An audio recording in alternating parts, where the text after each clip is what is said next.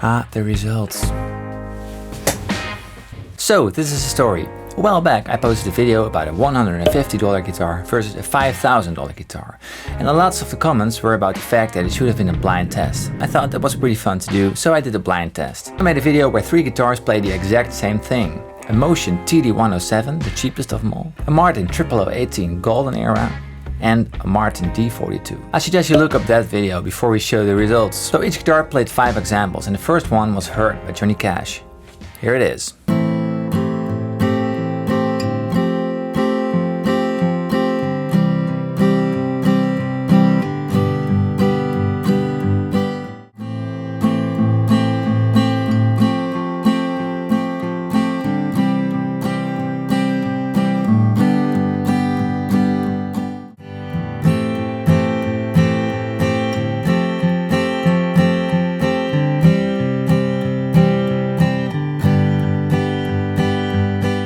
So as you see in the graph, most people thought guitar A was a 00, guitar B was a TD, and guitar C was a D42.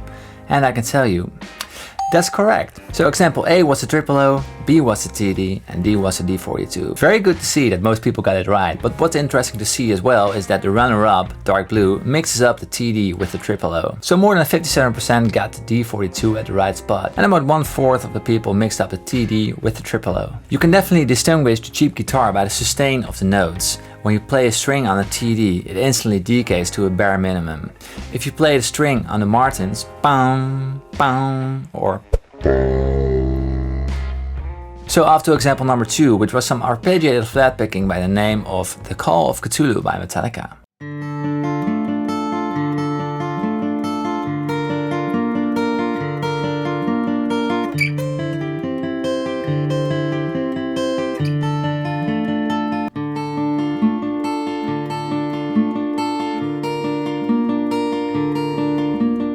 And the correct answers for these are the 00, D42 and then the TD. So about 1/4 of the voters got it right, but the answer that came in second has all the guitars wrong. My guess is that's about the arpeggiated chords. Because where most expensive guitars mostly shine is the definition and balance in chords and the way strings interact with each other. And when you play just loose strings, that advantage goes away for quite a bit. If you listen closely, you can hear the TD sound super thin on the highest note of the arpeggios. And that for me is an instant giveaway that that's the cheapest guitar. Example number 3, which is I'm Yours by Jason Mraz.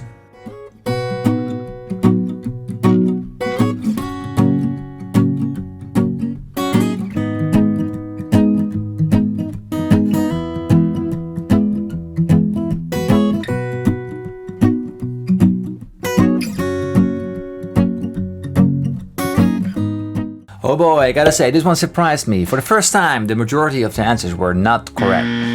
The correct order should have been the TD, the D42 and then the 00.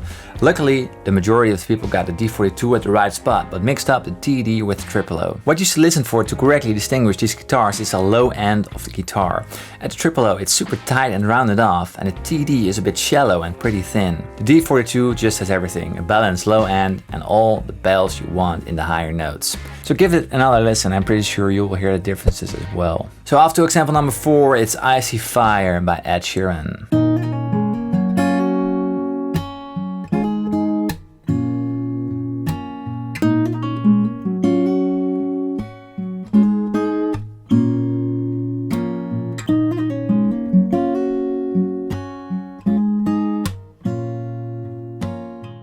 So as you can see, all the answers are pretty evenly spread out, but the correct answer is the D42, the TD and then the 00. So it was a close call, but in the end the number 1 result is the correct one. And what we see over here is that the 00 and the D42 are mixed up, and I can see why, because the 00 has super sweet low end to it for a guitar that small, where the TD completely loses it against the sheer balance of the Martins. When I listen to a recording of the TD or any cheaper guitar in general, I often get the feeling that the guitar is shaking a little bit and in doubt of how it should sound.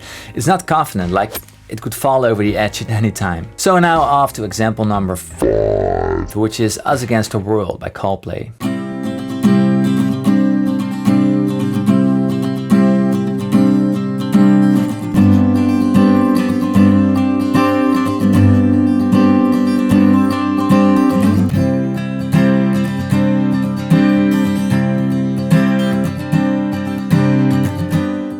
And here you can see that a big majority voted for the correct answer, the TD, the triple O, and then the D42.